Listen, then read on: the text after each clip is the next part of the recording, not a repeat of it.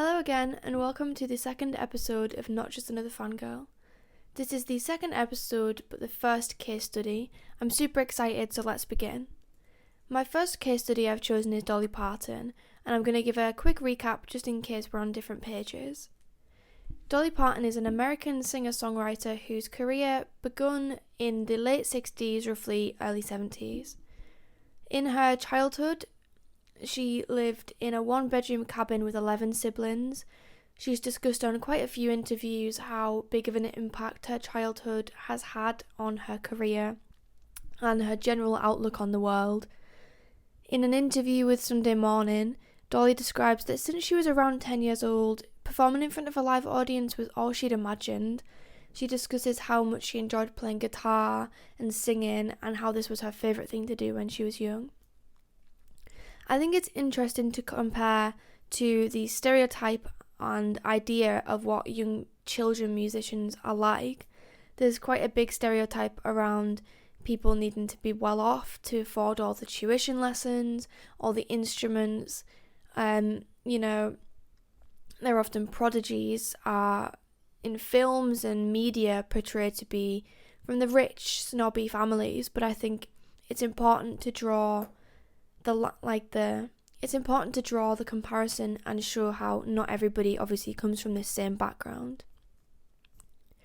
Dolly has obviously heavily impacted the music industry, and I think it's interesting to see how different people describe it.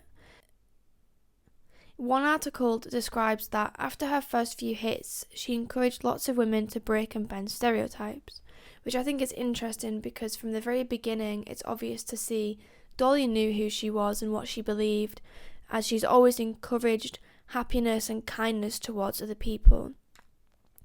And at this point, not only has she encouraged these feminist views, but she's become quite an icon to lots of equal rights parties and protesters. Dolly has not just broken stereotypes in the music industry, such as only men can be in music and country music, but she's also become a strong businesswoman, and all these other business adventures she's gone on just prove how smart and intelligent and strong she is. In 2019, Dolly co-hosted the CMAs with Carrie Underwood. They are the Country Music Awards, where the topic and theme of the show was showing off the talent throughout the country genre, using lots of different artists from different generations and decades. On an interview with The View, Dolly discusses female empowerment, which was again part of the topic of the music awards themselves. One of the interviewers asks Dolly if the industry needs to do more to acknowledge women's contribution, and Dolly replied saying that the fact she held the CMAs and that the topic was female empowerment says a lot. She describes it as a helpful experience, and I completely agree with this. It's these small little steps that add up, and taking these little steps is what counts a lot. Over time, you've pushed slowly, and things have changed a lot. Maybe not enough, but a lot more than you might first realise when you're looking at it. Dolly Parton has always been an influential person as well, not just in the music industry. As I previously mentioned, she's quite a strong businesswoman. Whether it's breaking boundaries or assisting charities, for example, in 1995 she initiated the Imagination Library Fund, which allowed kids up to school age to get free books before they could be funded by schools. By 2003, over 1 million books were sent to young children, so obviously 20 years later down the line, in 2023, just imagine how many people she's helped educate, and, it shows a lot of empathy towards lots of people. Dolly has also stood up for LGBT rights. My first example is her song lyrics. She's got a song called Family, which includes lyrics about a gay family as well as other different types of not always typical families. But she's also stood up against the bathroom bill, which tried to prevent people from using their chosen gendered bathrooms. Finally, I think it's important to mention that Dolly has never forgotten where she's come from. She's always focused on helping what is called the economically suffering area of Tennessee. As I'd mentioned, Dolly wasn't the most well off as a kid, but I think it's important to show how much empathy and care for others she shows when, she's not distracted by wealth like other celebrities can become when they've become, at a position as high as Dolly's. And I think that shows how Dolly is still relevant now, even if she's not still in her 20s releasing music, being really, doing her pop star stuff. She's also doing loads of other things that help other people. And I think things, for example, working with Miley Cyrus a lot, help her to stay relevant and in the limelight, and people are still paying attention to her, whether it, again, as I mentioned, it's music, or whether she's helping people with living situations and human rights. So let's talk music, because I think this is super important too. Dolly has lots of human rights based songs and lyrics, and the first song I'm going to start off talking about is her song Just Because I'm a Woman. The general overview of the song, the lyrics depict Dolly demanding equal rights and discussing that she shouldn't be treated any differently based on her gender.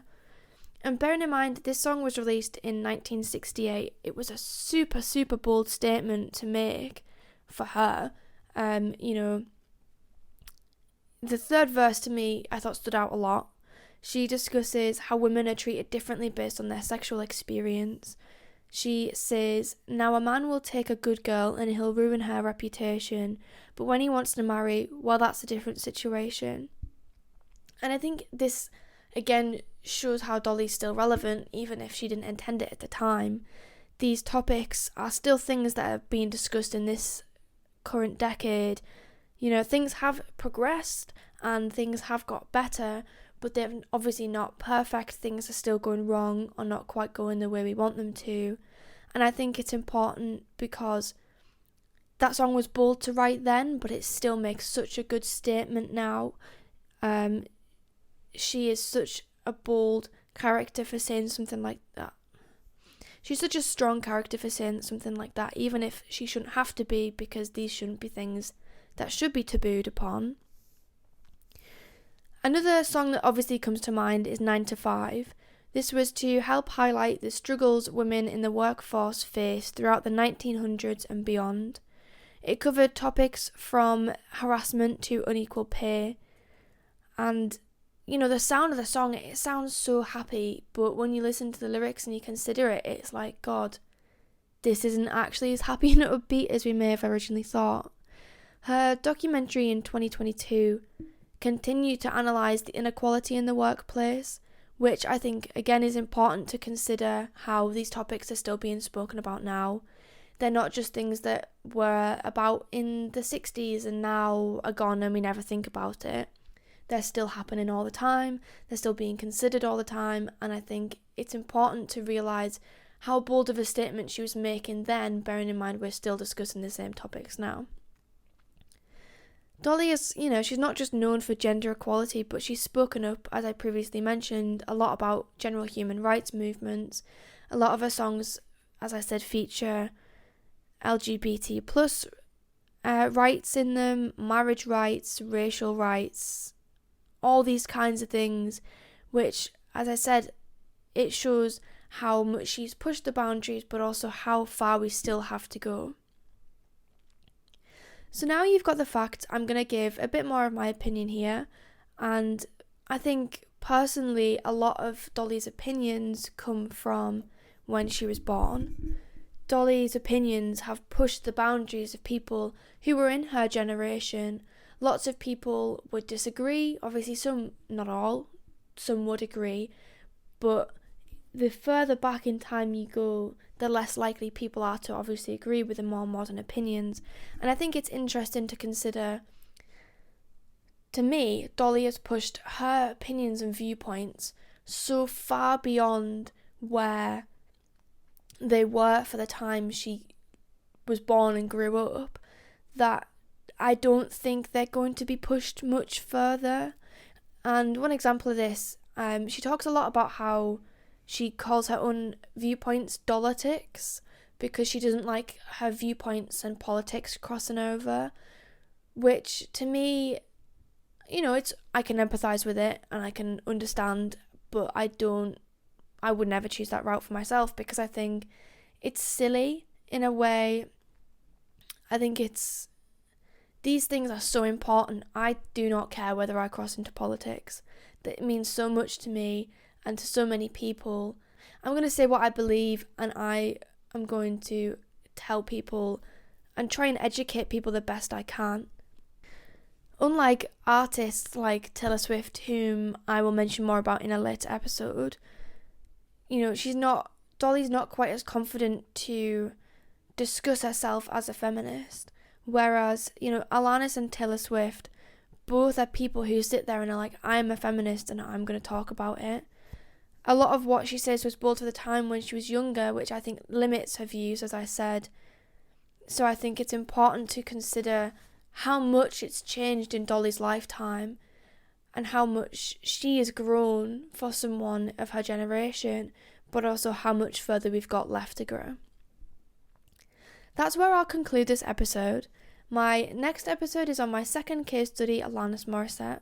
If you have enjoyed, please leave a review or give me any feedback you've got, whether it's positive, again, or constructive criticism. I'm really happy to listen. Thank you for listening, and I hope to see you in the next episode.